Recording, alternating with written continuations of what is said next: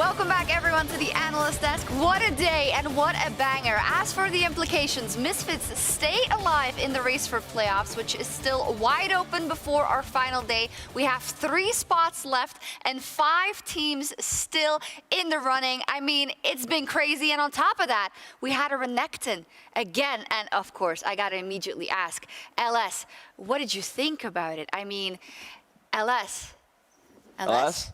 Left screen? LS? LS, it's safe. He lost. He's gone. He lost. The Renekton's gone, LS. It's okay. You can come back. Yeah. Come on. It's safe. All right. There nice. we go. He's back. He's back, chat. We got him back. He was a little worried at first. Hello. A little bit of a heart attack. Yeah, I was in the holy water chamber. Yeah. Oh, I see. Yeah. Hey, Done. listen, all jokes aside, what a crazy game. I'm going to give the word to you first, LS. Talk to me about that early game and how Misfits got ahead and fnatic dropped the ball. They didn't just drop it, they kicked it. It was crazy.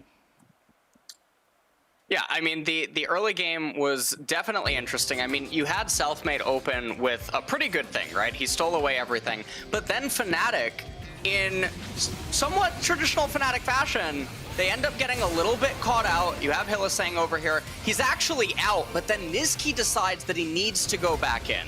Selfmade following him, Nizki a little bit too far up, he gets knocked up, flashes out, and then they still want to try to go, but Kabe able to be here, and this is just looking like a W reset fiesta at this point. Selfmade goes back in, takes the AoE damage as well from the Tristana bomb, gives all the resets, Nizki doesn't have flash, and you know, things just go to hell in a handbasket. Yeah, and they certainly hear it do. up in top lane.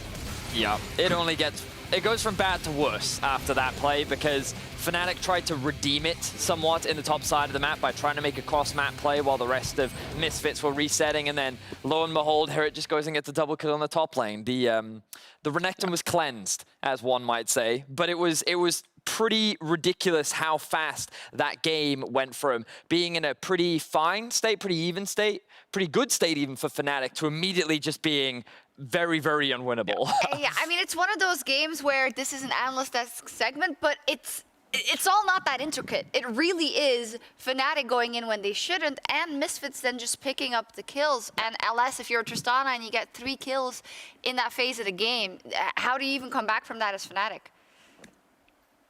I don't know what Fnatic's supposed to do. Honestly, it was reminding me of T1's game from earlier on tonight, where Teddy just got 4 kills early on Kai'Sa, and there's just no coming back. Sometimes when these hyper carry champions get that many kills early on, it's really, really hard to recover. And Tristana's range in that team composition, it's really hard for Fnatic to interact with. So, you know, sometimes the game just runs away from you. Yeah, I completely agree with LS. I thought at times that there was opportunity, like coming into the game, I thought that the drafts were like relatively even. I think that maybe small advantages for Misfits, but I could see clear win conditions for both sides. But like none of that really mattered when the results play out like this, which is why, as you say, Sharks, it is effectively just that straightforward. And like it is this man behind us right now that had such a fantastic performance.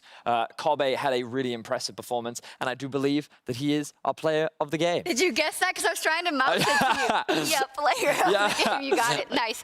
Just got it from production as well. Kobe is the key player of the game.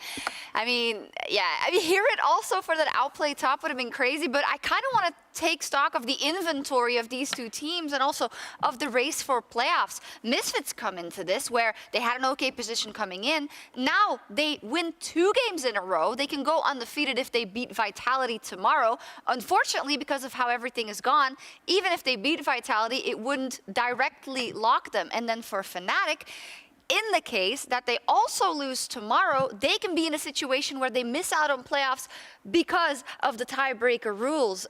LS, did you expect any of this as we got into this Super Week? No, I mean, I didn't expect any of this, and I don't think anyone expected this coming into the split. I mean, hearing that Fnatic might not be able to make playoffs is absolutely unheard of. They were poised as being, again, one of the top contenders for the split, and here they are hanging on by a thread. And I mean, we saw it even in this game again. Sometimes you get Valhalla, other times you get the Mariana Trench, and Fnatic showed up with the lowest of the lows today. I completely agree, and I think what's worth highlighting is there's always this really interesting debate, right? Because when bottom teams start beating top teams, the question always comes, does that mean that the quality of the league is lowering? In my opinion, I think that Europe right now has a surprisingly strong middle of the pack. And a lot of it comes from just a lot of key individuals are really stepping up. I think players like Kobe, I think players like Limit, I think players like Shekolad, like all across the board, there are these individuals that I think are just having pop-off performances that are just in this final week having a huge impact and difference on the stand. I mean, I agree with you, but I wonder, couldn't you have done that earlier? If you had, we wouldn't have this exciting of a playoffs race. So I hope they can keep it up if they get to playoffs. Wow, I cannot believe what is happening so far this week, and it's not over yet. In fact, we've got another banger. Our final game of the day is our match of the week. Mad Lions versus G2.